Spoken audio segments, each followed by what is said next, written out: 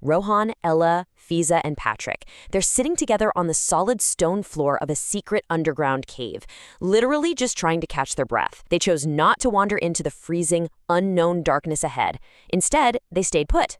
They could feel the firm stone beneath them, see the warm torchlight pushing back the shadows. It felt like a sanctuary. And then, without a single creak, without a dramatic rumble or any warning whatsoever, the ground just splits. It opens up smoothly, exactly like a zip being pulled apart. Before a single hand can reach out, before anyone can even gasp or form the syllable of a scream, they're already falling, just plunging straight down into the absolute nothingness of an abyss. But then, the dark abyss, it's completely gone. Instead, this brilliant white light is pouring down from an enormous blue sky. The air is actually warm, smelling of fresh flowers and something sweet roasting nearby. And in every direction, there are these dazzling rides. A Ferris wheel catching the sun, lazy carousels, winding cobblestone lanes.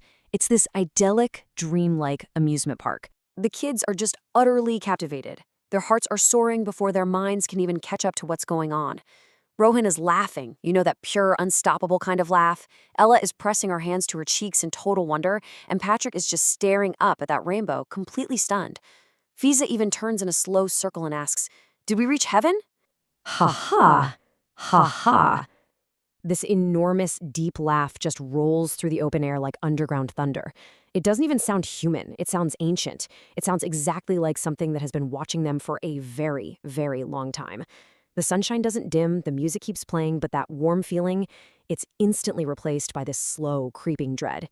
They are being watched. Panic instantly sets back in. Without wasting a single second, they scramble to attempt a summoning ritual.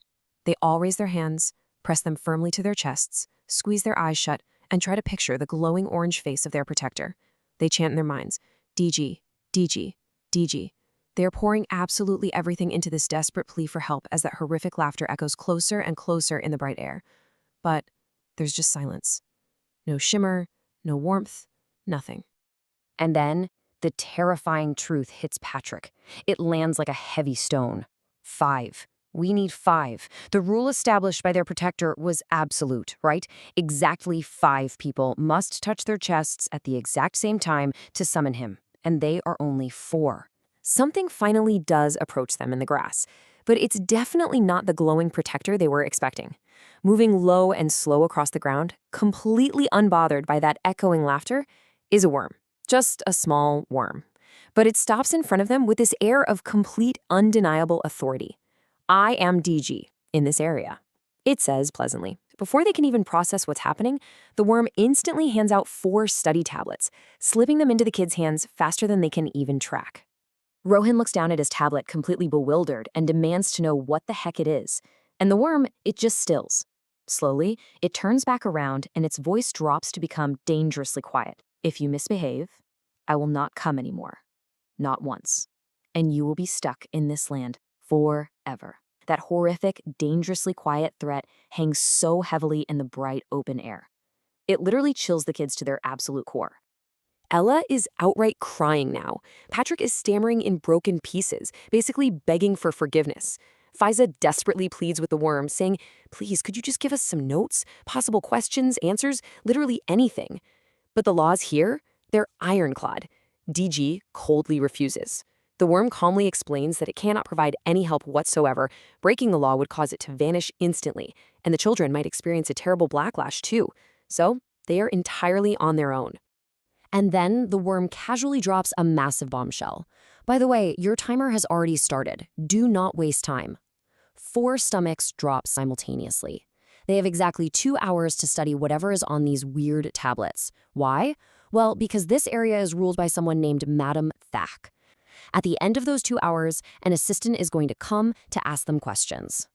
Then, with absolute, cold precision, the worm lays out the most macabre grading rubric you've ever heard. If they give 0 correct answers, they go down a slide into blazing hot water that will literally peel their skin off. If they get 1 or 2 right, they drop into freezing cold water and could actually freeze to death. But if each of them answers 3 or 4 correctly, they get fresh, normal, safe water. Survival. The worm turns toward a small hole in the ground, getting ready to leave. Patrick, slowly and just sick with worry, asks one final question.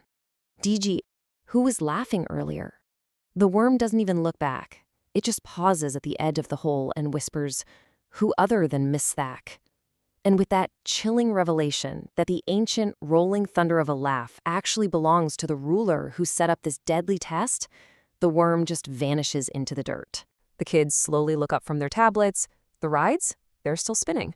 The cheerful songs are still playing. The white and gold carousel horses are still turning, completely unbothered by what just happened. They have 2 hours to memorize unknown material or face skin-peeling, freezing torture, and they all realize it at exactly the same moment. This is not a funny amusement park. It's a deadly, inescapable trap. When the cheerful music finally stops, the assistant arrives, and their 2 hours run out. Will they be able to master the knowledge on those tablets in time, or will the jaws of the trap just spring shut? We'll have to see.